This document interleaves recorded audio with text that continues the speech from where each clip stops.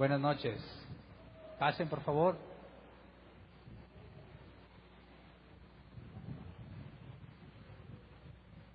Acompáñenme a Juan capítulo 19, versículo 33. Vamos a continuar exactamente donde nos quedamos el domingo. Juan 19, 33, nueva versión internacional, dice: pero cuando se acercaron a Jesús y vieron que ya estaba muerto, no le quebraron las piernas. De aquí el nombre del tema, la muerte de Jesús. El domingo vimos sobre la sentencia. Hoy nos enfocaremos en la muerte y no voy a avanzar más de la muerte porque hay mucha información después de la muerte de Jesús. De hecho, vamos a llegar hasta el momento justo antes en que lo sepulten, porque al momento de sepultarlo hay información que se tiene que analizar a profundidad, sobre todo en los relatos de la resurrección, porque hay una discrepancia entre el número de mujeres que acuden a la tumba. Entonces, la idea de hoy es analizar cómo murió Jesús y lo que sucedió, y tocar un tema muy interesante sobre la doctrina de la separación entre Jesús y el Padre. Pero más adelante llegamos a ese punto. Por lo pronto vamos a entrar en el contexto porque nos quedamos que a Jesús lo habían entregado, Pilato lo entregó para que fuese crucificado, y analizamos todo lo que había en el contexto histórico, en el contexto cultural, las presiones que tenía Pilato, lo que los líderes querían hacer, todo lo analizamos con detalle. Así que lo voy a tomar como visto, ¿verdad?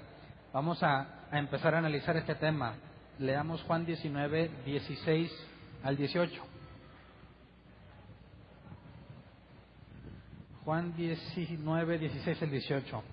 Dice: entonces Pilato se lo entregó para que lo crucificaran y los soldados se lo llevaron, que es lo que vimos el domingo. Dice después: Jesús salió cargando su propia cruz hacia el lugar de la calavera, que en arameo se llama Gólgota. Allí lo crucificaron y con él a otros dos, uno a cada lado y Jesús en medio. Y en esta parte Juan es escueto, no nos dice lo que sucedió desde que Jesús salió del pretorio romano hasta que fue crucificado. Juan no nos da detalle, pero Juan nos va a dar más detalle en otras cosas más adelante. Así que nos vamos a los otros evangelios, porque los otros 3 evangelios sí nos dan información. Y prácticamente Mateo y Marcos nos dicen exactamente lo mismo, unas pequeñas diferencias. Entonces vamos a estar brincando entre Juan, Lucas y Marcos principalmente. Veamos lo que nos narra Lucas 23, 26 al 32. Porque ya ves que Juan nos dijo que Jesús cargó su cruz hasta el lugar llamado el Calvario, o en arameo Gólgota. Pero Lucas nos lo cuenta distinto. Dice: cuando se lo llevaban, echaron mano de un tal Simón de Cirene que volvía del campo y le cargaron la cruz para que la llevara detrás de Jesús. Lo seguía mucha gente del pueblo, incluso mujeres que se golpeaban el pecho lamentándose por él. Jesús se volvió hacia ellas y les dijo: hijas de Jerusalén, no lloren por mí, lloren más bien por ustedes y por sus hijos. Miren, va a llegar el tiempo en que se dirá: dichosas las estériles, que nunca dieron a luz ni amamantaron. Entonces dirán a las montañas: caigan sobre nosotros, y a las colinas: cúbranos. Porque si esto se hace cuando el árbol está verde, ¿qué nos sucederá cuando esté seco? También llevaban con él a otros dos, ambos criminales para ser ejecutados. Entonces vemos cómo Lucas nos deja justo donde terminamos en Juan, cuando dice que había 2 criminales que crucificaron junto con Jesús. Así que en este pasaje nos dice que no fue Jesús quien cargó la cruz, sino Simón de Cirene, ¿verdad? Pero entonces algunos piensan que es una contradicción. Juan nos dice que Jesús llevó su cruz, Lucas nos dice que fue un tal Simón de Cirene. ¿Es contradictorio, sí o no? Ya hemos visto que no, porque los 2 relatos podemos verlos en uno solo. Obviamente, cuando Jesús sale cargando la cruz, y después agarran a Simón de Cirene y le hacen llevar la cruz. Y esto se refleja mucho en las películas de la Pasión de Cristo, que Jesús estaba batallando tanto en cargar la cruz que los romanos deciden agarrar a alguien que le ayude. Eso no lo dice la Biblia, pero de los 2 relatos puede ser algo con lógica el tratar de ver cómo fue azotado Jesús, la corona de espinas se volaron de él, fue golpeado, y sería muy difícil que pudiera cargar la cruz. Ahora, también habría que analizar, ¿todas las cruces eran nuevas o eran recicladas? ¿Qué opinas? No sé si lo habías pensado.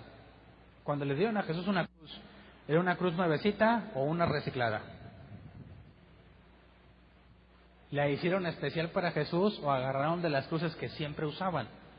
Lo más normal sería que agarraran una cruz que siempre han usado. ¿Te imaginas cuál sería la condición de una cruz que es constantemente utilizada para matar a las personas de esta forma? ¿Qué tan sucia estaba? ¿A qué olía la cruz? ¿Qué tipo de fluidos estaban sobre la cruz? ¿Sangre, sudor, qué más? Algunos aseguran que excremento, orina, cosas que el cuerpo del que fue sacrificado ahí desechó. Ahora, si había restos de sangre o restos de carne, ya ves que les perforaban las manos y los pies, no estaría como echado a perder, no estaría engusanada. Así que hay una imagen grotesca de la posibilidad de que la cruz que lleva Jesús esté sumamente sucia. Aparte, imagínate las heridas que trae Jesús en todo su cuerpo. Tratar de cargar la cruz era muy difícil. Sería muy difícil que nos quedásemos solo con el relato de Juan, viendo que Jesús se llevó la cruz hasta el lugar llamado Gólgota. Gracias a Lucas y a Marcos y a Mateo nos hace ver que efectivamente Jesús estaba tan golpeado que no pudo hacerlo y tuvieron que echar mano de Simón de Cirene. Y luego aquí nos dice Lucas que Jesús cita a Oseas capítulo 10 versículo 8. Cuando las mujeres de Jerusalén se acercan con Jesús diciéndole que lloran por él, Jesús le dice: no lloren por mí, lloren por ustedes. Y les dice lo que Oseas 10:8 habla proféticamente: serán destruidos sus santuarios paganos, lugares de pecado de Israel, cardos y espinos crecerán sobre sus altares. Entonces dirán a las montañas: cúbranos, y a las colinas: caigan sobre nosotros. Ahora, los que ya tomamos el curso de Apocalipsis, eso te tiene que sonar familiar. ¿Se acuerdan que en Apocalipsis nos dice que así dirán cuando esté la ira de Dios sobre los que están en la tierra? Entonces, Oseas 10:8 está hablando de lo que pasaría al final de los tiempos. Jesús les dice: no lloren por mí, lloren por ustedes, ¿verdad? ¿Qué está diciendo? Le está hablando a las mujeres de Israel, mujeres judías. Jesús había dicho, si no me equivoco, en Mateo 24:25, que dice que habrá gran tribulación y que hay de aquellas mujeres que estén embarazadas. Así que oren que no sea ni en invierno, no me acuerdo, ni en día de reposo cuando salgan. Entonces, aquí nos hace ver Jesús que les está diciendo que los israelitas, las mujeres israelitas, vivirán el periodo que Apocalipsis nos narra como la gran tribulación. Pero la iglesia se le ha prometido ser librada del día de la ira. Así que cuando analizamos Apocalipsis y el rapto de la iglesia antes de la tribulación, armoniza con lo que Jesús le dijo a las mujeres israelitas. Les está diciendo: no lloren por mí, lloren por ustedes, porque a raíz de esto, el apóstol Pablo nos explica, y lo vamos a ver más adelante en la carta a los Romanos, la carta a los Hebreos, que los israelitas fueron sujetos a desobediencia. Dios los dejó hacer lo que quisieran, tropezaron con la roca que es Jesús, y debido a eso serán reconciliados, pero no por medio de paz, sino por medio de la tribulación, la gran tribulación que habla la Biblia, que no ha sucedido como esta que está narrada en Apocalipsis. Así que yo no sé qué pensarías tú si fueras una de esas mujeres que ves que están golpeando a Jesús y vas y le dices: Jesús, lloro por ti, y Jesús te dice: no llores por mí, llora por ti y por tus hijos. ¿No te parecería ilógico? ¿Que acaso Jesús está disfrutando lo que está viviendo? No, no lo está disfrutando. Está sufriendo mucho, pero él sabe, como le dijo Pilato, que eso es porque el Padre así lo ha mandado. De hecho, vamos a ver más adelante en Isaías 53, Isaías 54, donde dice que el Padre decidió aplastarlo. Y todavía no resolvemos esa pregunta. Vamos acumulando información. ¿Por qué el Padre quiso hacer eso con Jesús? Pero hasta ahorita, cuando las mujeres tratan de solidarizarse con Jesús, Jesús les dice que no tendrían que preocuparse por él, sino por ellos. Porque si eso hacen con el árbol verde, ¿qué no harán con el que está seco? Si Jesús es el árbol verde, aquí está haciendo referencia a otra parábola, cuando Jesús dijo que en el último día la cizaña y el trigo serán cegados, y la hierba será echada en el fuego, y el trigo será puesto aparte. Entonces, ¿qué les está diciendo? Que a raíz de lo que están haciendo, ¿se acuerdan cuando vimos que Mateo citaba a Jeremías y a Zacarías, que vendría juicio sobre Jerusalén por haber derramado sangre inocente? Jesús les está haciendo ver, más bien tengan cuidado de ustedes, no de mí. Jesús está diciendo, esto está bajo el control del Padre, lo que viene para ustedes es peor. Así que yo no sé qué habrán hecho esas mujeres, si siguieron ahí o se ofendieron o no habrán entendido por qué Jesús les dice eso. Pero fíjate cómo Jesús no acepta la compasión de los demás, ¿verdad? No está ahí para que le somen el lomo. No está Jesús diciendo, sí, pobre de mí, gracias mujeres que lloran por mí porque estoy sufriendo. Dice, no te fijes en mí, fíjate en ti. Luego vamos a Marcos 15, 21 y 27, porque nos da otro pequeño detalle que Lucas no nos dio. Dice, Marcos 15, 21 al 27, a uno que pasaba por allí de vuelta del campo, un tal Simón de Cirene, padre de Alejandro y de Rufo, lo obligaron a llevar la cruz. Así que Marcos nos da información extra. Y cuando dice que es el padre de Alejandro y de Rufo, no nos dice Rufo el de dónde, ¿verdad? Ya ves que tenemos varias Marías en los evangelios. María la madre de Simón, María Magdalena, María de Betania. ¿Cuántas personas en aquel tiempo se llamarán Alejandro y Rufo? Pues yo pienso que muchísimas. ¿Y por qué no nos da el detalle de Rufo, el cual, hijo de quién? O, bueno, hijo de Simón de Cirene. Pero al mencionarlos, es el hijo de Alejandro y de Rufo, parece ser que son personas conocidas para los lectores, ¿verdad? Como si Marcos dijera, Cirene, Simón de Cirene, el papá de Alejandro y Rufo, como si fuese alguien familiar para quienes lo están leyendo. Y como estas cartas están destinadas a la iglesia, pudiese ser que si leemos Romanos 16:13, dice, saluden a Rufo, distinguido creyente, y a su madre, que han sido también como una madre para mí. Algunos piensan que este Rufo es uno de los hijos de Simón de Cirene, que Pablo habla de ellos como uno de sus colaboradores. Entonces, Simón de Cirene, al sufrir esta experiencia, como no se nos da información previa a él, probablemente tuvo un encuentro con Dios, y sus hijos, mínimo Rufo, pudo haberse convertido en un discípulo de Jesús. Así sea cierta, no podemos hacer la liga. Pero cuando Pablo habla de Rufo como alguien conocido, y también Marcos habla de Rufo como alguien conocido, y ya vimos que Marcos estuvo cercanías de Pedro y han trabajado juntos, parece indicar que es el mismo. Así que Marcos nos dice, Simón de Cirene, padre de Alejandro y Rufo, alguien conocido para ellos, fue quien le ayudó a Jesús. Y eso como que daría ahí un contexto para entender si es Rufo la misma persona, cómo fue que Rufo llegó a los pies de Jesús. Pero sigamos leyendo en el versículo 22. Condujeron a Jesús, en Marcos 15, versículo 22, condujeron a Jesús al lugar llamado Gólgota, que significa el lugar de la calavera. Le ofrecieron vino mezclado con mirra, pero no lo tomó, y lo crucificaron. Repartieron su ropa, echando suertes para ver qué le tocaría a cada uno. Eran las 9 de la mañana cuando lo crucificaron. Un letrero tenía escrita la causa de su condena: el rey de los judíos. Con él crucificaron a 2 bandidos, uno a su derecha y otro a su izquierda. Y aquí hacemos la conexión con lo que leímos en Juan. ¿Te fijas cómo nos están dando información previa al decir, bueno, crucificaron junto con 2 bandidos, pero nos contaron información antes? Aquí Marcos nos dice que le dieron a beber vino mezclado con mirra, pero no lo tomó.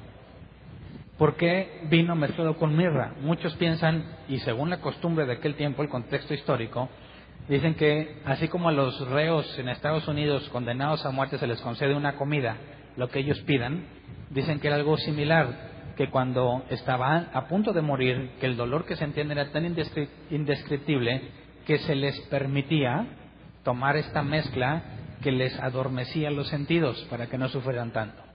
Entonces, cuando le ofrecen vino mezclado con mirra, no lo tomó. Pero ahorita nos va a dar más detalle otros evangelios sobre qué fue lo que pasó, porque dice que no lo tomó. Pero ¿cómo crees que se lo dieron? No creo que le hayan pasado el vaso porque está crucificado, ¿verdad? ¿Cómo le hicieron para ofrecérselo a Jesús y que no haya querido tomarlo?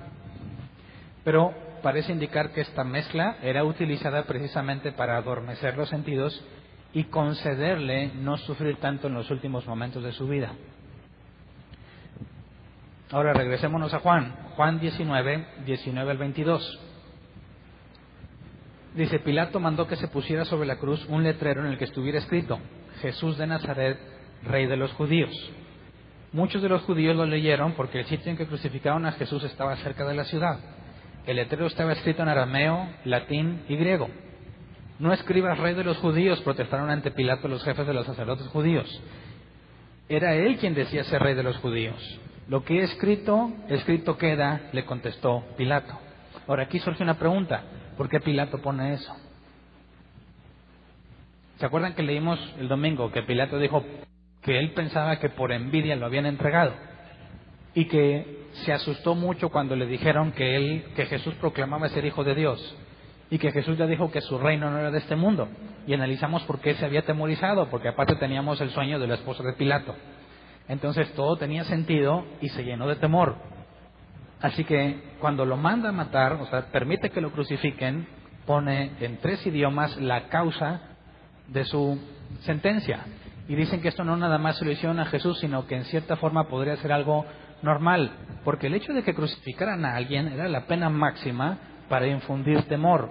Era una lección para todo aquel que se atreviera a quebrantar la ley romana o a sublevarse contra Roma. Era un castigo ejemplar. Lo ponían en un lugar, como dice ahí, un lugar muy transitado. Mucha gente pasaba por ahí. No pasaron para ver exactamente lo que había pasado, sino que ese lugar estaba estratégicamente puesto en donde la gente pasa para que sirva de ejemplo, para que sirva de advertencia, que a todo aquel que se atreva a desafiar a Roma sufriría esa suerte, ese castigo. Así que se encarga de escribir en 3 idiomas, ¿verdad? Arameo, latín y griego: Rey de los Judíos. Y todo el que pasa ve que está crucificado por considerarse Rey de los Judíos. Pero ¿tú crees que eso tendría sentido para todos los que pasan o no? ¿Por qué Pilato quiere poner esa marca en la cruz de Jesús y está negado a quitarlo? También el domingo analizamos sobre la profecía inconsciente. ¿Se acuerdan?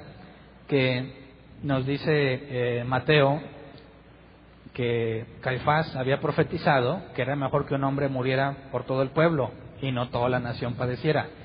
Y nos dice Mateo que él, como era el sumo sacerdote, profetizó que eso pasaría. Y analizamos que ¿cómo es posible que alguien pueda profetizar y no estar consciente de lo que profetiza? Y para no entrar en el detalle el día de hoy, porque ya lo vimos, resumo que no nada más Caifás, sino también Pilato y la gente y otros profetizaron inconscientemente. Y veíamos el caso de Pilato. Pilato escribe Rey de los Judíos. Pilato estaba convencido de que Jesús era Rey de los Judíos, ¿sí o no? Si él estuviera convencido que es Rey de los Judíos, ¿no estaría sublevándose contra Roma? Porque solo tenían un emperador, un rey, que era el César. Así que si Pilato está persuadido de que Jesús es el Rey de los Judíos porque es el Mesías, ¿se habría atrevido a matarlo? No. Así que no puede ser que Pilato esté persuadido de que Jesús era el Rey de los Judíos. Lo que pudiese ser, y yo estoy de acuerdo, es que al ponerlo ahí, Pilato, al poner ese título, Rey de los Judíos, Pilato justifica sus acciones. ¿Sí me explico?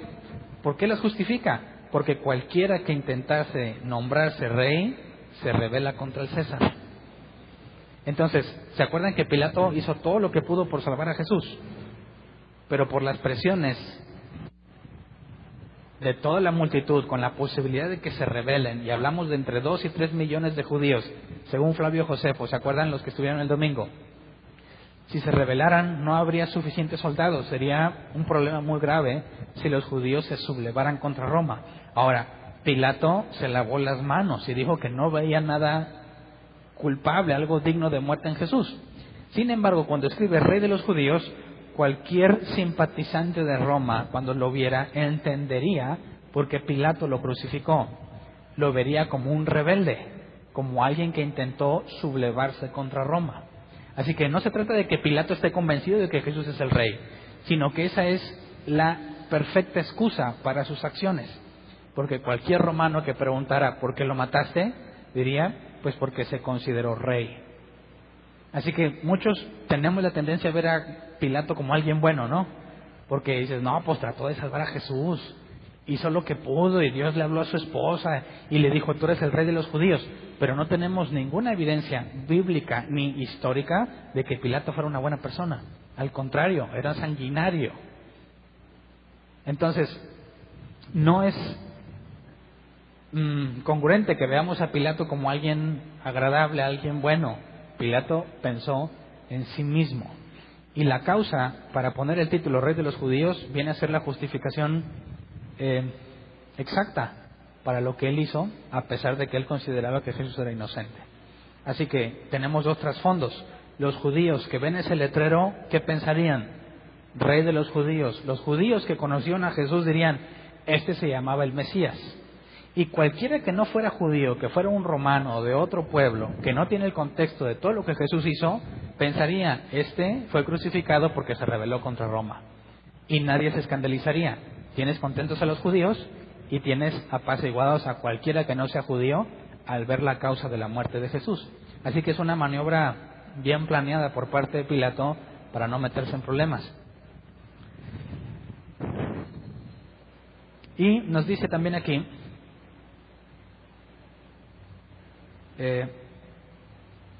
leamos Marcos 15, 27-32.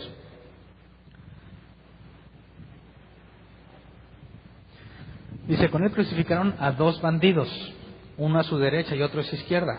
Los que pasaban meneaban la cabeza y blasfemaban contra él. Tú que destruyes al templo y en 3 días lo reconstruyes, decían, baja de la cruz y sálvate a ti mismo. De la misma manera se burlaban de él los jefes de los sacerdotes junto con los maestros de la ley. Salvó a otros, decían, pero no puede salvarse a sí mismo. Que baje ahora de la cruz ese Cristo, el Rey de Israel, para que veamos y creamos. También lo insultaban los que estaban crucificados con él. Fíjate, según Marcos, había 2 bandidos crucificados. Uno a la derecha, otro a la izquierda. Y según Marcos, los 2 se burlan de Jesús, ¿verdad? Pero, ¿qué nos dice Lucas sobre uno de los bandidos? Vamos a leer Lucas 23, 33 al 43. Dice, cuando llegaron al lugar llamado la Calavera, lo crucificaron ahí, junto con los criminales, uno a su derecha y otro a su izquierda. Padre, dijo Jesús, perdónalos porque no saben lo que hacen. Mientras tanto echaban suertes para repartirse entre sí la ropa de Jesús. La gente por su parte se quedó allí observando y aún los gobernantes estaban burlándose de él. Salvó a otros, decían, que se salve a sí mismo. Si es el Cristo de Dios, el escogido. También los soldados se acercaron para burlarse de él. Le ofrecieron vinagre y le dijeron, si eres el rey de los judíos, sálvate a ti mismo. Resulta que había sobre él un letrero que decía, este es el rey de los judíos. Uno de los criminales ahí colgados empezó a insultarlo. ¿No eres tú el Cristo? Sálvate a ti mismo y a nosotros. Pero el otro criminal lo reprendió. Ni siquiera temor de Dios tienes, aunque sufres la misma condena. En nuestro caso, el castigo es justo, pues sufrimos lo que merecen nuestros delitos. Este, en cambio, no ha hecho nada malo. Luego dijo, Jesús, acuérdate de mí cuando vengas en tu reino. Te aseguro que hoy estarás conmigo en el paraíso, le contestó Jesús. Entonces, según Lucas, ¿los 2 se burlaban de Jesús o no? No. ¿Se acuerdan que leímos que Marcos nos dice, los 2 se burlaban de Jesús? Y según Lucas, uno se burlaba y el otro reconoció a Jesús como el Mesías, ¿verdad? Entonces, ¿es una contradicción? Ya sabemos que no, pero ¿por qué no? Si nos dice Marcos que los 2 se burlaban y Lucas dice que nada más uno, alguien me está mintiendo. Pero si juntamos los 2 relatos, ¿cuál habrá pasado primero? Eso nos lleva a un detalle interesante. Si la Escritura es infalible y lo que está escrito es cierto, entonces nos dice que prácticamente las últimas palabras de Jesús con uno de los bandidos es, de cierto te aseguro que estarás conmigo hoy en el paraíso, que más adelante analizaremos esa frase. No puede ser que después de eso se haya burlado de Jesús. Así que lo que podemos concluir es que al principio los 2 se burlaban de Jesús y de repente uno de ellos reconoce que lo que está sufriendo él es justo, pero que lo que está sufriendo Jesús no es justo. Ahora, vamos a ver más adelante que uno de los centuriones también entra en convicción. Pero, ¿qué pasó con este bandido, con este ladrón que fue crucificado junto con Jesús? Porque primero se burlaba y luego después regaña al otro que se burla. Y si Jesús le dice que estará con él en el paraíso, no voy a adentrarme en ese tema porque es un tema amplio, más adelante lo vamos a ver, pero aquí tenemos también un problema, porque si Jesús le dijo que estará con él en el paraíso, hoy estarás conmigo en el paraíso, Jesús a los 3 días resucitó, ¿verdad? O sea que no se fue al paraíso en ese momento. Entonces Jesús estaría mintiéndole al ladrón en la cruz. Porque si le dice que hoy estará conmigo en el paraíso, pero Jesús estuvo muerto 3 días y al tercero resucitó, no se fue. Y más aún que nos dice más adelante que estuvo 40 días apareciéndose a los hermanos y luego todos vieron cómo ascendía. Así que es imposible que en ese mismo día haya estado con Jesús en el paraíso, porque Jesús no ascendió. ¿Cómo sé que no ascendió? Porque en la resurrección Jesús le dice a María Magdalena, no me toques porque no he subido al Padre.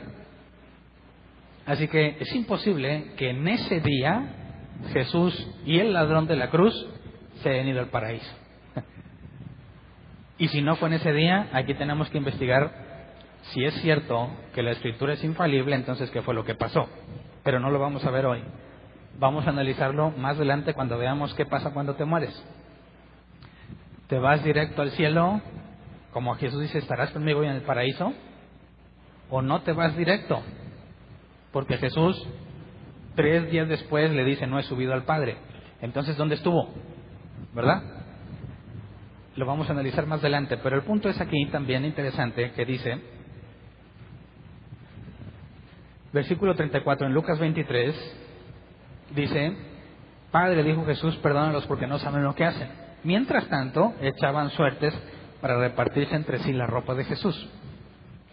Y Lucas nos dice esto con toda la intención de hacer referencia a un salmo. Vamos al Salmo 22, versículo 18. Este detalle es puesto en evidencia porque el Salmo 22, 18 dice, se reparten entre ellos mis vestidos y sobre mi ropa echan suertes. Así que Lucas nos está dando información sobre algo que está aconteciendo mientras Jesús está crucificado. Y es algo que ya estaba escrito en el Salmo 22. Pero todavía no voy a leer con detalle el Salmo 22 porque hay otra referencia más adelante. Pero nos están dejando ver esto que está pasando, incluso este nivel de detalle, que se reparten las ropas, pero la túnica que era de una sola pieza, para no romperla, deciden echar suertes.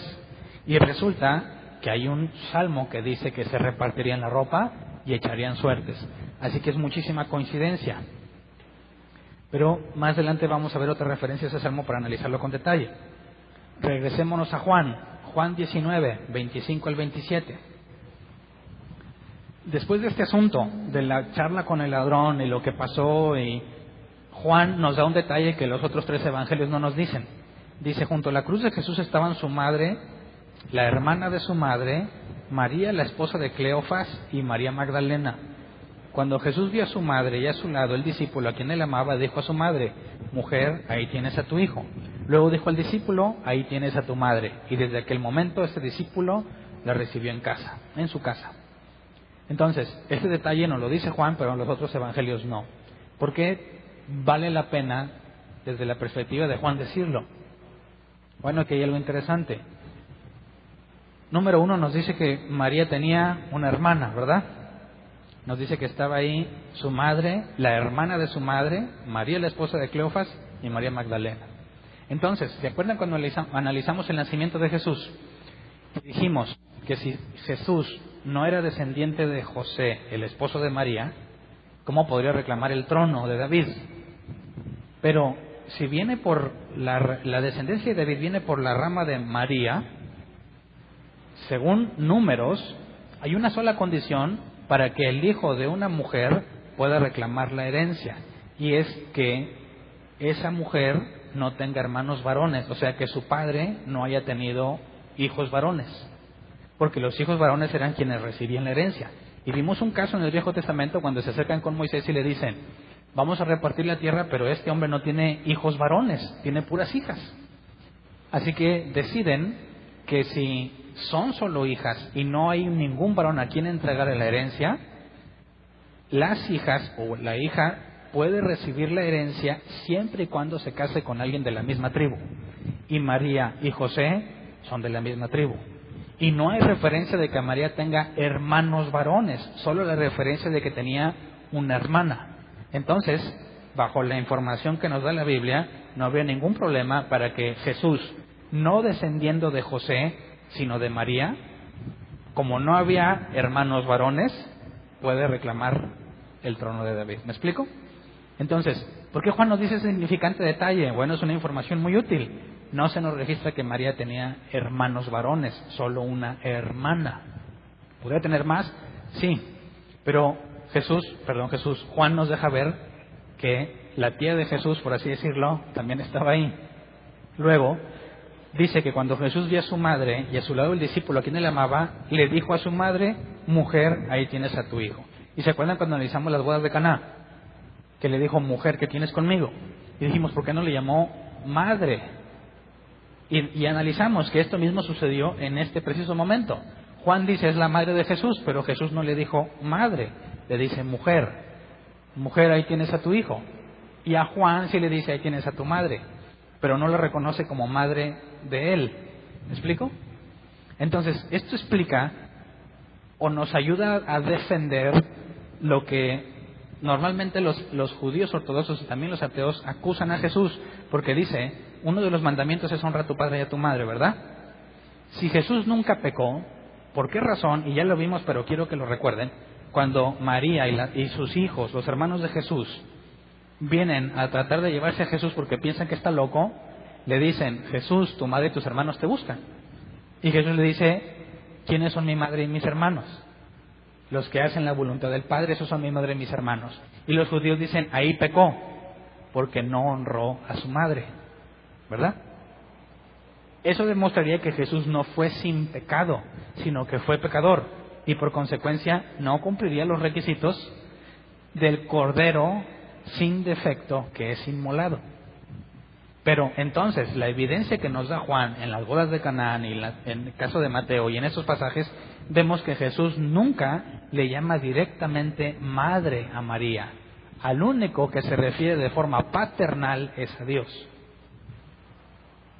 De manera que no está quebrantando la ley de Moisés, porque él nunca dijo que María fuese su madre. Es una mujer que fue usada para que Jesús viniera al mundo. ¿Me explico?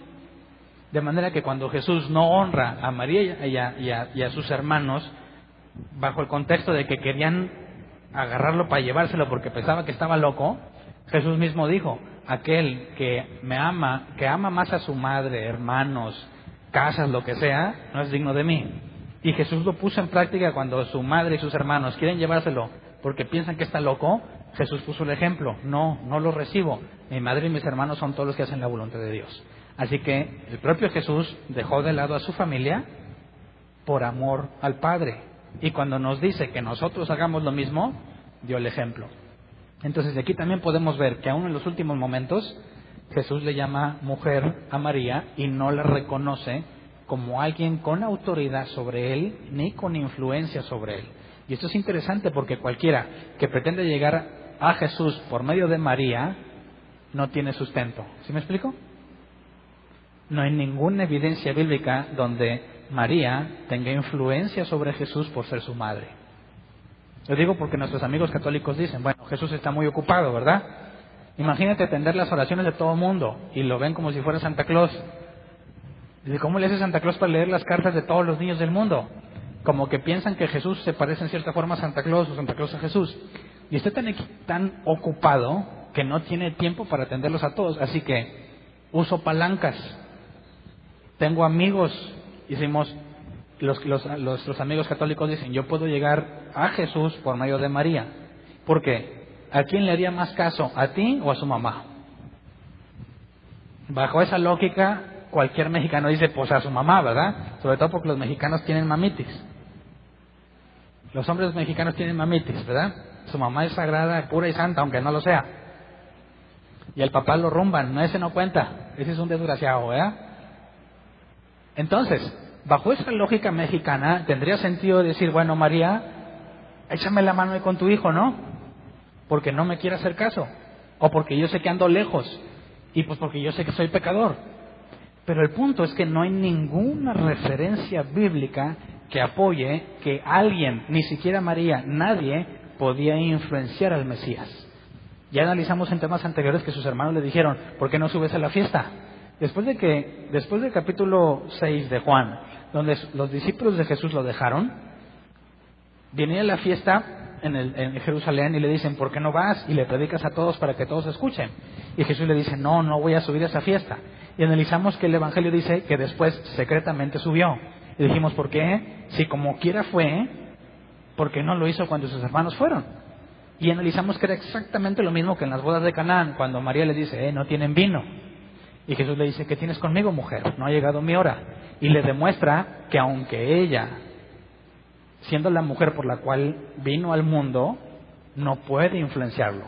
Y sus hermanos, cuando le dicen, sube, yo pienso que es una buena idea que vayas arriba. Imagínate que Jesús dijera, ¿sabes qué? Tienes toda la razón, vamos. ¿Quién está influenciando al Mesías, al futuro rey de todos los reinos de la tierra? Así que Jesús no le hizo caso a nadie, ni a Pedro cuando le dijo, Jesús, que nunca te pase eso. Y Jesús le dice a Pedro, delante de todos, apártate de mí, Satanás. Entonces, bíblicamente Jesús nunca fue influenciado por ningún otro ser humano en la tierra. Así que cualquier intento de llegar a un santo o a María o a los apóstoles con la lógica de que es más fácil que le haga caso a ellos, estarías implicando que Jesús, el Rey soberano, es influenciable por alguien más. Cosa que sería muy grave, ¿verdad? Entonces, bíblicamente nosotros podemos asegurar que no tendría sentido tratar de llegar con alguien más para tener influencia con Jesús y que te haga caso. De hecho, es al revés. Clama a mí, yo te responderé, le dijo Dios a Jeremías, ¿verdad? ¿Por qué no dijo, oye, ¿por qué no haces una cita con Enoc? O pídele a Moisés, o a Adán, no sé, alguien más influyente. Le dice, no, a mí. Y Jesús dijo, no hay otro mediador entre Dios y los hombres más que Él mismo. Jesús dijo, yo soy la puerta. Así que es imposible que podamos usar algún otro medio para poder llegar a Jesús. Luego, vamos al versículo 28 en Juan 19. Juan 19, 28 al 30. Después de esto, dice, como Jesús sabía que ya todo había terminado y para que se cumpliera la escritura, dijo, tengo sed. Había ahí una vasija llena de vinagre, así que empaparon una esponja con el vinagre, le pusieron en una caña y se le acercaron a la boca. Al probar Jesús el vinagre dijo, todo se ha cumplido. Luego inclinó la cabeza y entregó el Espíritu. Ahora aquí tenemos una diferencia, ¿verdad? Nos había dicho que era vino con mirra y acá nos dice que es vinagre. Entonces aquí hay igual, no son contradictorios. Cuando lo juntamos, pues primero le dieron una cosa, luego le dieron la otra. Porque según Marcos, le dieron el vino con mirra mucho antes de esto que está narrando aquí, antes de que hablara con el ladrón de la cruz. Y esto, cuando le acercan el vinagre, es justo antes de que Jesús muera. Así que no hay contradicción en cuanto a que le dieron cosas diferentes, sino que primero le dieron una y luego le dieron otra. Pero según Juan, Jesús, consciente de que ya todo estaba terminado, consciente dice, tengo sed para que se cumpla la Escritura, no porque realmente tuviera sed. Y esto es impresionante porque no sé si sea posible para nosotros imaginar el sufrimiento de Jesús, porque nada se compararía con lo que Jesús está viviendo. Y a pesar del enorme sufrimiento que tiene, sigue enfocado en cumplir la voluntad de su Padre. ¿Me explico? Sigue consciente diciendo, tengo sed para que se cumpla la Escritura. Y hay otras cosas que Juan no nos dice, que ahorita vamos a leer en otro evangelio, que Jesús dijo, consciente para que la Escritura se cumpla. Entonces, ¿qué grado de obediencia tenía Jesús que a pesar de estar experimentando un dolor indescriptible, sigue enfocado en obedecer a su Padre? Ahora, si esto lo dijo Jesús antes de morir para que se cumpla la Escritura, tendríamos un problema cuando leemos aquí en Marcos 15, 33 al 37. Dice: desde el mediodía y hasta la media tarde quedó toda la tierra en oscuridad. A las 3 de la tarde Jesús gritó a voz en cuello: Eloí, Eloí, lama sabactani, o en forma de pregunta, lama sabactani, que significa: Dios mío, ¿por qué me has desamparado? Cuando lo oyeron, algunos de los que estaban cerca dijeron: escuchen, está llamando Elías. Un hombre corrió, empapó una esponja en vinagre, la puso en una caña y se la ofreció a Jesús para que bebiera.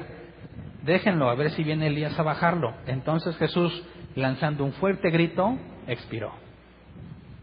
Entonces, ¿cuándo dijo: Dios mío, ¿por qué me has desamparado? ¿Antes o después de decir tengo sed? Porque según Juan dijo: tengo sed, le dieron el vinagre y entonces murió. Según Marcos, todavía no le daban el vinagre cuando dijo: Dios mío, ¿por qué me has desamparado? Dice: cuando lo oyeron, algunos de los que estaban cerca dijeron: escuchen, está llamando Elías.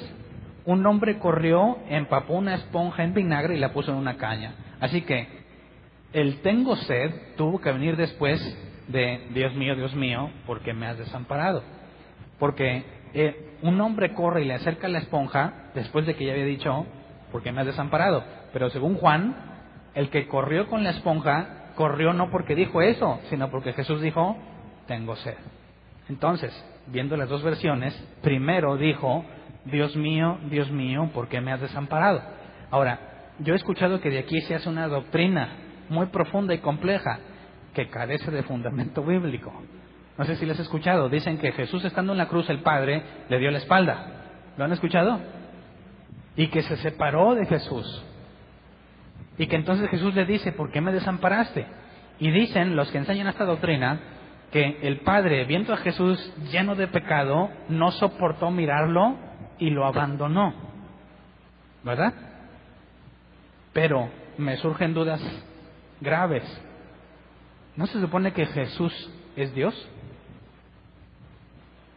¿Cómo es posible que deje de ser uno con el Padre?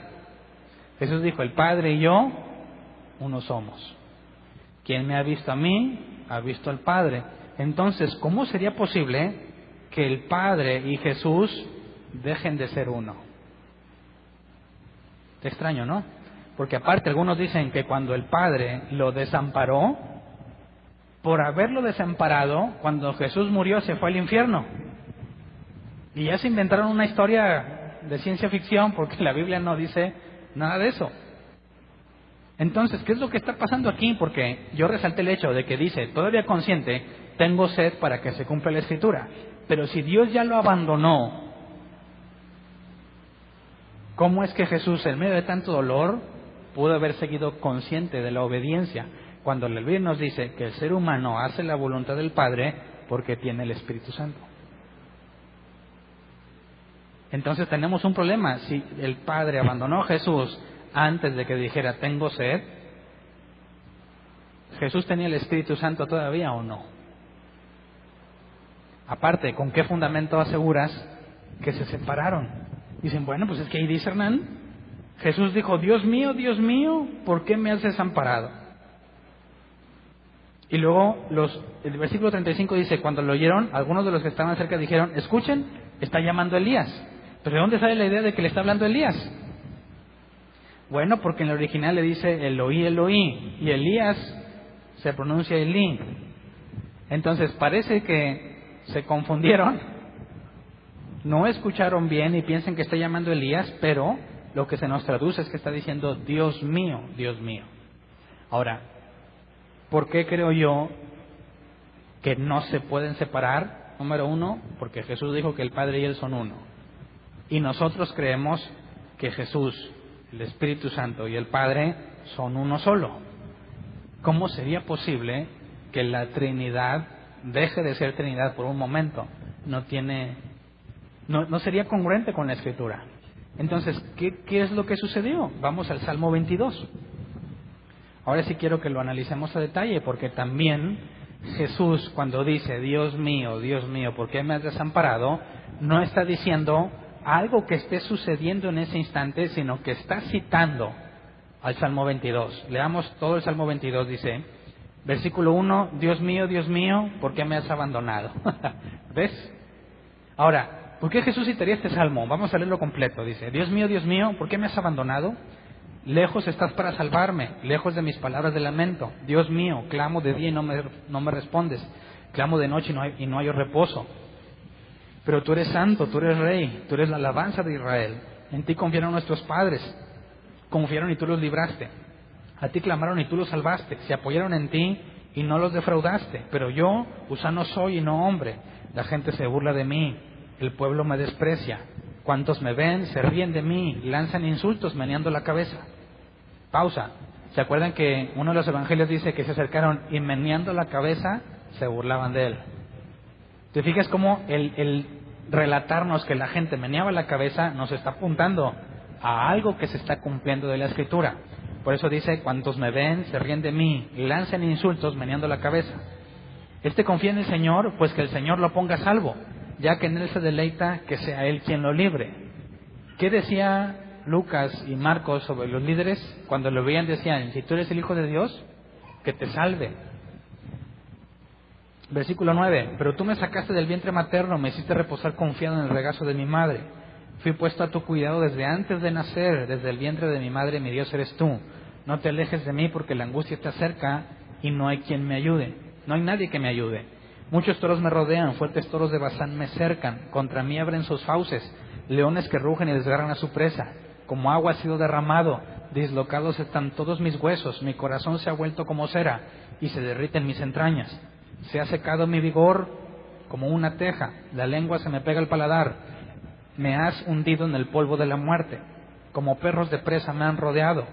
Me ha cercado una banda de malvados. Me han traspasado las manos y los pies. Otra referencia.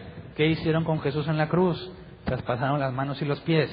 Puedo contar todos mis huesos. Con satisfacción perversa la gente se detiene a mirarme. Y también nos narran eso los evangelios.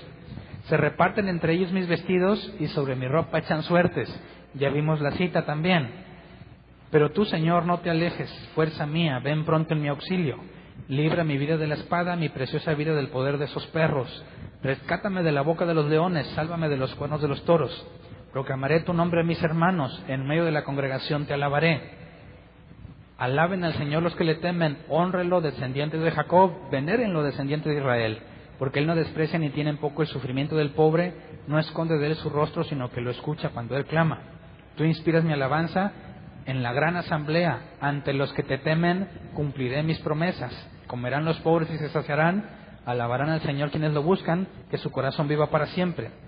Se acordarán del Señor y se volverán a Él, todos los confines de la tierra. Ante Él se postrarán todas las familias de las naciones, porque del Señor es el reino, Él gobierna sobre las naciones. Festejarán y adorarán todos los ricos de la tierra. Ante Él se postrarán todos los que bajan al polvo, los que puedan conservar su vida. La posteridad le servirá, del Señor se hablará a las generaciones futuras. A un pueblo que aún no ha nacido, se le dirá que Dios hizo justicia. Es todo. Pero ¿viste que hubo un cambio radical? Del versículo 21 al 22 hay un cambio radical.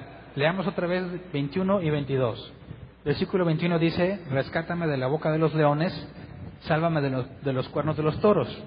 Versículo 22, proclamaré tu nombre a mis hermanos, en medio de la congregación te alabaré. ¿No lo están matando? ¿No está en enorme agonía? ¿Cómo es que después dice que lo va a proclamar? Proclamaré tu nombre a mis hermanos, en medio de la congregación te alabaré. ¿Qué tuvo que haber pasado entre el versículo 21 y el 22? ¿Cómo es que de un sufrimiento extremo pasa a una alegría extrema? ¿Qué tuvo que haber sucedido en medio? Bueno, ¿qué fue lo que pasó con Jesús? Después del sufrimiento extremo muere y resucita. Y sabemos que se va a cumplir esa profecía cuando Jesús venga. Y dice que Dios enjugará la lágrima de todos los ojos y ya no habrá más dolor, no más llanto. El sol no te quemará, no te fatigarás. ¿Estaba profetizado que el Mesías resucitaría? Bueno, así literalmente no. Pero ¿cómo explicas el cambio radical en lo que Jesús está viviendo. Por eso cuando Jesús dice, Dios mío, ¿por qué me has desamparado?, no está diciendo que en ese momento Dios le dio la espalda y que se apartó de Jesús. No. Porque como también tenemos este problema, ¿Jesús pecó o no pecó? Nunca pecó. Entonces, ¿por qué el Padre se apartaría de él si él es inocente? Entonces, lo que Jesús está diciendo a oídos de todos los que están viendo, les está citando el versículo inicial del Salmo 22, que todos aquellos que han estudiado la palabra de Dios identificarían fácilmente. Y cualquiera que estuviera ahí, que conoce el Salmo 22 y escucha esas palabras, analizaría todo lo que esté sucediendo y a qué conclusión llegaría. ¿Qué es lo que Jesús les está diciendo? Yo soy ese de quien habla Salmo 22. Y después de esto, me alegraré. Va a haber un cambio radical. Así que yo no encuentro ningún soporte para la teoría de que el Padre abandonó a Jesús. Más bien, Jesús les está haciendo ver que lo que está pasando en ese preciso momento fue descrito en el Salmo 22. Además, culturalmente y históricamente se dice que los maestros rabinos tenían esa costumbre, que ellos normalmente iniciaban pasajes de la Escritura para que sus discípulos los completaran y aprendieran alguna lección. Así que culturalmente también tendríamos, histórica y culturalmente, las dos cosas, tendríamos apoyo para pensar que Jesús no está diciendo que el Padre lo abandonó, sino que está citando la profecía en Salmo 22. Entonces, fíjate qué nivel de detalle se está cumpliendo. Lo que los soldados romanos están haciendo por su propia libertad, burlarse de Jesús, sacar beneficio para ellos a repartirse sus ropas. Lo que la gente hace para burlarse de Jesús libremente, manea la cabeza, le retan a que si es hijo de Dios que baje, todo eso está sucediendo bajo la voluntad de Dios. Sin obligarlos, con sus propias libres acciones, se está cumpliendo lo que Dios dijo que sucedería. Entonces, a pesar de que tú estás sacando beneficio propio, imagínate que tú eres un soldado romano o eres uno de los líderes de los sacerdotes, a pesar de que tú en tu pecado, en tu ignorancia, en tu maldad, estás tratando de sacar beneficio propio, Dios está en control de lo que estás haciendo. Y aunque están completamente apartados de Dios, están haciendo la voluntad de Dios. Y aquí tiene sentido cuando dice que nada sucede sin que el Altísimo lo ordene. Aún las personas pecando están haciendo lo que Dios ya había definido. Así que nada escapa a su voluntad. Nada en lo absoluto escapa a la voluntad de Dios. Aún nuestros pecados, Dios ya lo sabía. Dios sabía que lo ibas a hacer. Y aún así, te ha amado. Y eso es algo que los cristianos no debemos olvidar. Cuando caemos constantemente y decimos, es que no merezco a Jesús, se nos olvida que Él ya sabía eso cuando te llamó, ¿verdad? Y que a pesar de eso, te llamó. Así que, cuando el apóstol Pablo dice que no te puedes apartar del amor de Dios, ni tú mismo puedes. Así que podemos tener confianza en Él, que es misericordioso, que es bueno con nosotros, y a pesar de nuestras pésimas decisiones, Él sigue teniendo absoluto control. Regresemos a Juan 19. Juan 19, 31 al 37. Dice, era el día de la preparación para la Pascua. Los judíos no querían que los cuerpos permanecieran en la cruz en sábado, por ser este un día muy solemne. Así que le pidieron a Pilato ordenar que les quebrara las piernas a los crucificados y bajaran sus cuerpos. Fueron entonces los soldados y le quebraron las piernas al primer hombre que había sido crucificado con Jesús y luego al otro. Pero cuando se acercaron a Jesús y vieron que ya estaba muerto, no le quebraron las piernas, sino que uno de los soldados le abrió el costado con una lanza y al instante le brotó sangre y agua. El que lo vio dado testimonio de ello y su testimonio es verídico. Él sabe que dice la verdad para que también ustedes crean. Estas cosas sucedieron para que se cumpliera la Escritura. No le quebrarán ningún hueso y, como dice otra Escritura, mirarán el que han traspasado. ¿Cuál es la Escritura que dice que el Mesías no se le quebraría ningún hueso? Bueno, no necesariamente el Mesías, sino el Cordero expiatorio. No podría tener defecto y no le podrían quebrar los huesos. Aquí nos está diciendo que tal como el Cordero, el símbolo que se ha usado desde el tiempo de Moisés, era algo que iba a suceder, y que el Cordero sin defecto, que no se le deberían quebrar los huesos, no era algo que realmente te quitaba el pecado, sino una imagen de lo que iba a suceder. ¿Me explico? Y cuando dice la otra escritura, mirarán al que han traspasado, vamos a Zacarías 12, 9 al 10. Que es lo que Juan está apuntando en esta parte. Zacarías 12, 9 al 10 dice: en aquel día me dispondré a destruir a todas las naciones que ataquen a Jerusalén. Sobre la casa real de David y los habitantes de Jerusalén derramaré un espíritu de gracia y de súplica, y entonces pondrán sus ojos en mí. Pausa. ¿Qué se requiere para que ellos pongan sus ojos en Dios? ¿Que se arrepientan? ¿Sí o no? ¿Que pidan perdón? No. ¿Qué tienen que hacer ellos? ¿Hacen ellos algo? No. ¿Quién lo hace? Dice: y sobre la casa real de David y los habitantes de Jerusalén derramaré un espíritu de gracia y de súplica, y entonces pondrán sus ojos en mí. ¿Cómo fue que tú llegaste a Dios? No porque tú lo decidiste. Eso lo vemos en toda la Escritura. Es Dios quien va por ti, y lo que hace en ti provoca que libremente lo escojas a Él. Pero nadie, ningún ser humano podría acercarse a Dios sin que Dios haya derramado su espíritu sobre él, su gracia. Derramaré un espíritu de gracia y de súplica. Entonces, cuando la Escritura dice que somos salvos por gracia, ¿a qué hace referencia? A que no fuiste tú quien buscó a Dios, sino Él te buscó a ti. Ahora, si tú no te acercaste de Él, si estar con Él y poner tus ojos en Él no dependió de ti, ¿dependerá de ti apartarte? ¿Cómo podrías tener control de algo que ni siquiera tú hiciste?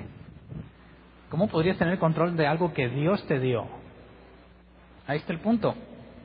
Entonces, dice, versículo 10, sobre la casa del rey real de David, y los habitantes de Jerusalén derramaré un espíritu de gracia y de súplica, y entonces pondrán sus ojos en mí, harán lamentación por el que traspasaron, como quien hace lamentación por su hijo único, llorarán amargamente como quien llora por su primogénito. Entonces, ¿qué va a suceder en el día en que Dios derrame su espíritu de gracia y de súplica? ¿Qué va a suceder? Van a reconocer ¿a quién? A Jesús. Cosa que la mayoría de los judíos no hace hoy en día, ni han hecho desde que Jesús murió. Entonces, en aquel día me dispondré a destruir todas las naciones que ataquen a Jerusalén, y eso vemos que se cumplen según lo narrado en Apocalipsis, ¿verdad? Cuando Jesús viene por segunda vez y todos quieran atacar, no lo va a dejar. Entonces va a derramar su espíritu en los israelitas, y lo primero que van a hacer es mirar al que traspasaron y harán lamentación por él. ¿Por qué se lamentarían? Porque siempre lo han negado. Han dicho que es un mentiroso, que es un idólatra, que es un hombre que se hizo igual a Dios y que merecía la muerte. Entonces, fíjate, en aquel tiempo sigue siendo la salvación por medio de Jesús, ¿sí o no? Porque Dios derrama su gracia sobre ellos, y ellos ¿a quién reconocen? A Jesús. Porque Jesús es ¿quién? Es Dios. Entonces, ¿qué tiene que ver alguien que han traspasado con aquellos días y con que Dios les derrame el espíritu de gracia? Eso es lo que dice Juan. Es Jesús al que traspasaron. Mirarán al que traspasaron. ¿Cuándo lo traspasaron? Pues Juan dice, cuando le enterraron la lanza. Entonces, hasta ese detalle Dios lo tiene contemplado desde antes de la fundación del mundo. Vamos a Marcos 15, 37 al 41. Porque según Juan, ahí quedó el asunto, pero Marcos nos dice otra cosa que sucedió antes de que Jesús muriera. Dice, entonces Jesús, lanzando un fuerte grito, después de que Jesús muriera. Entonces Jesús, lanzando un fuerte grito, expiró. La cortina del santuario del templo se rasgó en dos, de arriba abajo. Y el centurión que estaba frente a Jesús al oír el grito y ver cómo murió, dijo: verdaderamente este hombre era hijo de Dios.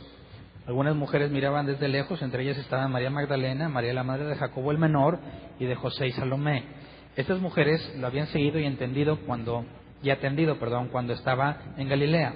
Además, había allí muchas otras que habían subido con él a Jerusalén. Entonces, Jesús muere, inmediatamente después el velo es rasgado. ¿Cuál velo? El velo, la cortina del santuario.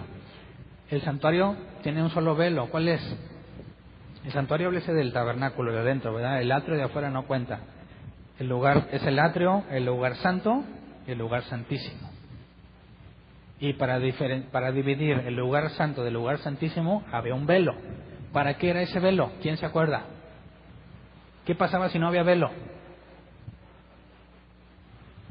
Quien viera la gloria de Dios moriría inmediatamente.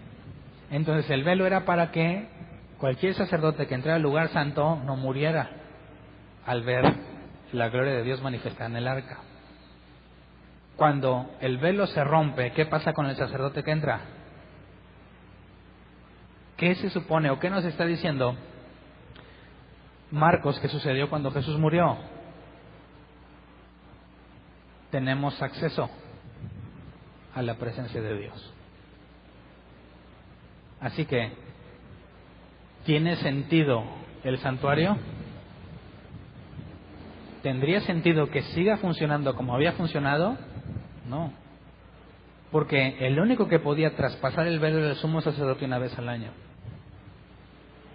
Pero ahora, aunque solo los sacerdotes tenían acceso, ¿verdad? Ningún otro gentil podía entrar. Los sacerdotes que entraran al templo podrían ver la presencia de Dios. Y Pedro nos dice, y más adelante lo vamos a analizar, que para Dios somos ¿qué? Real sacerdocio. Así que tenemos acceso al Padre. No podríamos decir, como decían otros, he visto a Dios, ay de mí, voy a morir. Porque nadie podía ver a Dios, aunque los que lo vieron no murieron. Pero nosotros podemos, dice más adelante el apóstol Pablo, acercarnos confiadamente al trono de la gracia. Porque algo sucedió con la muerte de Jesús. Algo que está relacionado con el templo. Entonces, hasta ahorita, como no tengo tiempo para adentrar más, le voy a dejar hasta aquí. Pero vamos a ver el domingo, si Dios quiere, el tema de la resurrección. Y yo estaba esperando mucho este día, porque cuando Jesús resucita, Pablo nos revela qué sucedió cuando resucitó, y Lucas y Juan nos dice que Jesús hizo algo con los discípulos que lo transformó radicalmente. Entonces, la idea es que dejemos el punto aquí. Jesús murió, lo van a sepultar. José de Arimatea, Nicodemo. José de Arimatea principalmente consigue que le entreguen el cuerpo. Nicodemo trae como 34 kilos, dice, de especias y aceites para ungir el cuerpo de Jesús, y lo entierran y luego resucita. Pero aquí hay problemas que analizaremos porque parece que no concuerda. Ya ven que Jesús dice que murió, le traspasan con la lanza, a los otros dos bandidos o ladrones le esquivan las piernas porque los líderes religiosos pidieron que ya quitaran los cuerpos porque seguía el sábado. Entonces por eso muchos piensan que Jesús murió un viernes, ¿verdad? Porque si murió el viernes y luego sigue el sábado, tenemos la Semana Santa. No, el Viernes Santo, ¿por qué le llaman Viernes Santo? Porque dicen que en ese día Jesús murió. Y luego tenemos el Domingo de Resurrección, porque supuestamente Jesús resucitó en domingo, ¿verdad? Pero Jesús dijo que Él estaría igual que Jonás 3 días y 3 noches. Muerto. En la tierra. Si murió un viernes, supongamos, dice que como a la hora 3 de la tarde aproximadamente. Bueno, sábado a las 3 de la tarde es un día, ¿verdad? Domingo a las 3 de la tarde son 2 días. El tercer día sería lunes. Pero vamos a ver que dice que el primer día de la semana el cuerpo ya no estaba. ¿Y cuál es el primer día de la semana? ¿Lunes? No, domingo. Entonces tenemos un problema, ¿no? Jesús no pudo haber muerto en viernes, porque si resucitó el primer día de la semana, tuvieron que haber pasado 3 días y 3 noches enteros para que se cumpliera lo que él mismo había dicho. Así que hay un asunto que tenemos que analizar. Realmente, ¿cuándo murió Jesús? Para que los 3 días y las 3 noches se cumplieran, de manera que el domingo, dice, muy de mañana, el primer día de la semana, encontraron que la tumba estaba vacía. Por eso no lo pude analizar hoy por falta de tiempo. Así que muy probablemente el domingo tenga que partir el tema en 2, porque si no me van a regañar como la vez pasada que me extendí mucho. Entonces, vamos a dejarle hoy hasta que Jesús ya está muerto, y vamos, si Dios quiere, analizar el domingo el tema de la resurrección. Y lo que he estado guardando para comentarles es cuando Jesús le dice a sus discípulos, según Lucas y según Juan, que les abrió el entendimiento para que comprendieran las Escrituras. Jesús les dijo antes de eso que las Escrituras hablaban de él y que lo que le sucedió estaba escrito en las Escrituras. Así que la idea de un Mesías que moriría y resucitaría y que es Dios y al mismo tiempo humano tiene que estar en el Viejo Testamento. Y hay muchos pasajes que están, entre comillas, ocultos muchas veces a nosotros porque no los analizamos con los parámetros correctos para ver dónde se nos habló de Jesús. ¿Cómo es que nosotros los cristianos no somos idólatras cuando le llamamos a Jesús Dios? Ese es el principal ataque del judaísmo hacia el cristianismo. Si la Biblia dice que Dios es uno solo y no es hombre para que mienta, ni hijo de hombre para que se arrepienta, y tú dices que Jesús, un hombre, es Dios, entonces es idolatría. Pero nosotros decimos que no. Dicen, es que se lo inventaron los apóstoles. Y nosotros decimos, no, porque Jesús dijo que en la Escritura estaba dicho que así sería. Entonces, ¿dónde en el Antiguo Testamento encontramos la justificación para adorar a Jesús y no cometer la idolatría? Así que, como ya tenía mucho tiempo investigando ese asunto, poco a poco, gracias a Dios, fui encontrando referencias y quiero compartírselas. A quien no le interesa la Biblia, pues no le va a ser emocionante. Pero para mí, que estoy bien traumado, ya tengo ganas de platicárselos, porque es información muy interesante, que sobre todo nos ayuda a entender cuál es la relación entre Antiguo y Nuevo Testamento, que a pesar de que los vemos divididos, realmente es uno solo, y en su conjunto, los 66 libros de la Biblia, todos hablan de Jesús. Es obvio que el Nuevo Testamento habla de Jesús, pero el Viejo Testamento no tan obvio. Así que lo analizaremos a detalle. Por lo pronto, entonces, vamos a ponernos de pie y vamos a orar. Para los discípulos, aunque para nosotros analizamos la muerte de Jesús y decimos, bueno, pero ya sabemos el final de la película, ¿verdad? Sabemos que va a resucitar. Y no nos conmueve, ni nos preocupa, ni nos avergüenza. Pero para los discípulos de Jesús era sumamente vergonzoso ver a su Mesías crucificado. Porque si realmente fuese el Hijo de Dios y el Mesías que va a reinar sobre el mundo, ¿cómo es posible que haya muerto? Así que mientras los discípulos, como Jesús les dijo, ustedes sufrirán mientras los demás se alegren, pero luego después van a alegrarse, los discípulos lo están pasando muy mal y están decepcionados y frustrados porque, según ellos, se acaba de demostrar que Jesús era un farsante. Es imposible que el Mesías prometido muriera, porque ¿cómo podría cumplir las promesas de recibir el reino? Así que es un momento de derrota para el cristianismo en ese punto.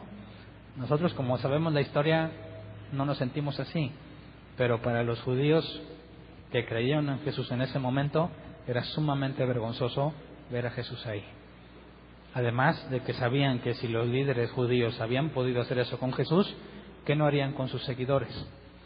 Pero nos adentraremos en eso el domingo. Por lo pronto, nosotros quisiera yo que oráramos juntos, que Dios nos permita, así como Jesús instruyó a sus discípulos, de manera que cuando Dios les abre el entendimiento, estuvieron dispuestos a arriesgar sus vidas porque estaban seguros de lo que creían. Eso es lo que yo quisiera que pidiéramos en conjunto, que al pasar por estos relatos bíblicos pudiésemos experimentar, si no es que ya lo experimentaste, el entendimiento que tuvieron ellos, que Dios les abrió el entendimiento y comprendieron de tal forma que estaban plenamente seguros de que estaban en lo correcto, que nosotros podamos experimentar lo mismo. Que no tengas una vida de cristiano light, ¿verdad? Porque muchos vienen a la iglesia, se regresan a su casa y viven sus vidas como si nada. Y en nada se parece a lo que están en las vidas de los discípulos. Que nosotros podamos parecernos a los discípulos de Jesús que narra la iglesia primitiva. Que podamos dejar de lado nuestra vida y enfocarnos en lo que Él quiere. Cada uno en su llamado, cada uno en lo que se le ha encomendado. Como es el propósito de este año, poner al servicio de los demás los dones que hemos recibido. Así que oremos. Señor, gracias porque nos permites analizar tu palabra con libertad. Sabemos que en otras partes del mundo los cristianos tienen que esconderse para poder leer tu palabra. Y a nosotros nos has concedido estar en un lugar espacioso, en un lugar con relativa comodidad, sin presiones, sin persecuciones, sentarnos a escudriñar tu palabra, y te pedimos que no permitas que desperdiciamos el beneficio que nos has dado, que no permitas que dejemos pasar esta oportunidad que nos das de poder analizar con profundidad lo que tú hiciste con Jesús en la cruz, de manera que podamos ser transformados como los discípulos fueron transformados. En tu palabra vemos claramente que tú hiciste algo en ellos, les explicaste la Escritura de manera que pudieron estar plenamente convencidos de lo que creían, al grado de poner sus vidas en riesgo e incluso de entregar sus vidas con tal de mantenerse fieles a lo que han entendido. Creemos, Señor, que tú puedes hacer lo mismo con nosotros y a ti te agrada, y sabemos que te agrada porque esa es tu voluntad. Así que si pedimos conforme a tu voluntad, dice tu palabra, nos será hecho. Queremos pedirte que nos abras el entendimiento, que nos hagas entender como hiciste entender a los discípulos, que podamos ver un cambio en nuestras vidas como los discípulos lo vivieron. Era tan notorio que tú habías estado con ellos explicándoles y cambiándoles, que aún sus enemigos decían, se ve que han estado con Jesús, a pesar de ser personas ignorantes. Señor, no sabemos ignorantes, sabemos que somos muy escasos de sabiduría, así que lo único en lo que podríamos gloriarnos es en que se pueda percibir que a pesar de lo ignorante que somos, se ve que hemos estado contigo, se ve que has estado con nosotros. Ese sería nuestro máximo orgullo, Señor, que puedan ver tu personalidad, que puedan ver tu persona en esencia reflejada en nuestras vidas, Señor. Creemos que hace falta cristianos de veras en nuestra sociedad, cristianos bíblicos que vivan conforme lo que tú has escrito en tu palabra. Así que eso es lo que te pedimos, Señor, que nos hagas, así como hiciste con los discípulos, personas a tu imagen, personas que reflejen fielmente quién tú eres y que estén plenamente enfocados en estar apegados a tu enseñanza, para que lo que otros nos oigan decir sea de provecho y edifiquemos en conjunto tu iglesia, el cuerpo de Cristo. Gracias por lo que has hecho con nosotros. En tu misericordia, Señor, concédenos seguir aprendiendo para seguir proclamando tu verdad a todo el que nos escucha. Gracias de antemano. Amén.